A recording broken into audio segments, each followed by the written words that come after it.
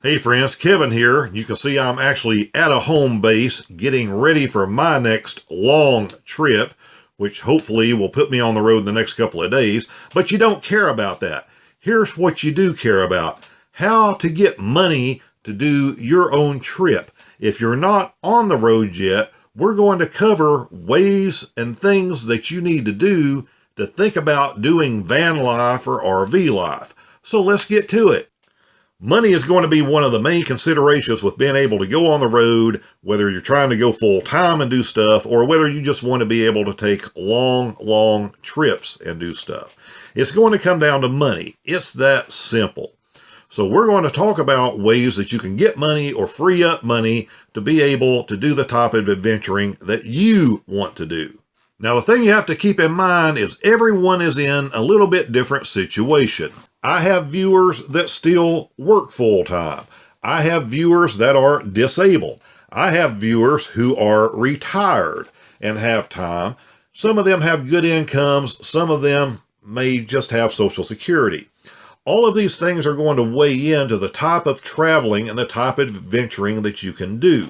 But the important thing to know is regardless of what your income is, you can still do this. Number one, stop buying things you don't need. We are a consumer-driven society. Everything in this society, every bit of advertising basically tells us if you want to have any happiness, you need to go buy something else. Look around your house and think about what you actually need. Look around your home and see what you have not even used in years. Just walk from room to room in your house, open the door and look in the room and look at what's in there and think about when the last time you used it was. And then look at things and think about how much you really care about them or don't care about them anymore. I can tell you that I had things that meant the world to me 15 years ago that I could care less about now. And I am working really hard at de-hoarding and getting rid of these things. But being able to sell things like this is going to give you money and give me money to be able to travel more. I'm more interested in buying experiences than I am things.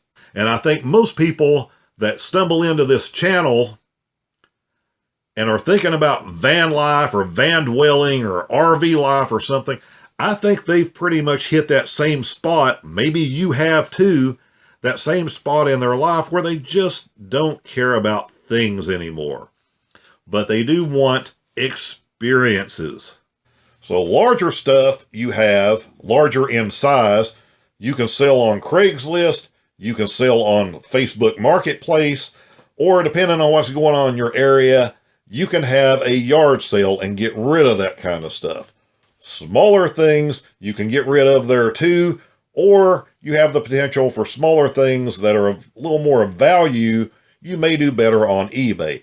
But no matter how you choose to do this, you can just get rid of this stuff. And hey, while you're watching this video, take a second and put down in the comments and let me know what you have trouble getting rid of or what you have sitting around that you think you might be able to sell in order to get your travel money.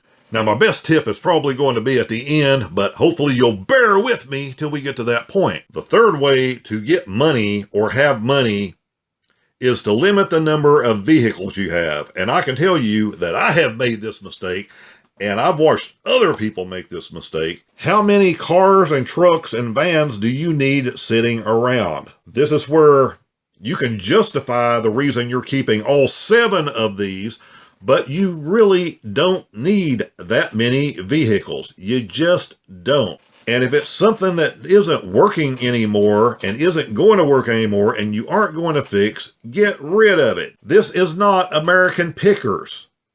You're not going to leave that car sitting there for 40 years and magically sell it. You know why? Because it's a 92 Buick. I'm sorry. In the year 2050, there still isn't going to be any demand for that thing. There's just not. So junk it, scrap it, give it away, do something with it. That way you're not having to insure it, you're not having to title it and register it, and it's just not in the way. Plus, that is more money you can use to travel with. So if you agree with any of these points so far, give me a thumbs up. Hit that like button so I know. Okay, this is probably going to be my best money tip for getting money to travel with and have on the road.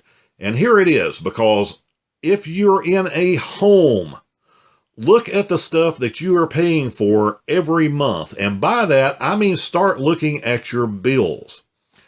I can tell you there are a lot of you sitting out there that have a wired landline still in your home. And that's fine. If that's what you want to do, that makes you feel safer. There's nothing wrong with that. But look at that bill, and look at that bill closely, which you probably haven't done in years, and see what they're charging you for stuff like an inside wiring maintenance plan. Because I can tell you, anything that goes wrong with the wiring, phone wiring inside your house, can be repaired by a 15-year-old in about 3 minutes.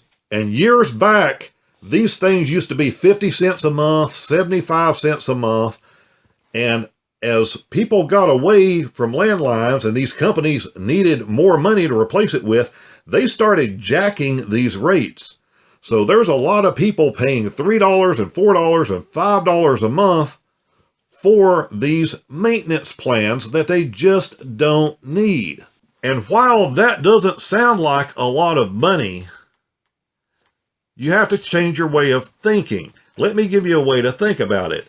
That $3 a month that you're being gouged on that is $36 a year. In the last 10 years, that's $360.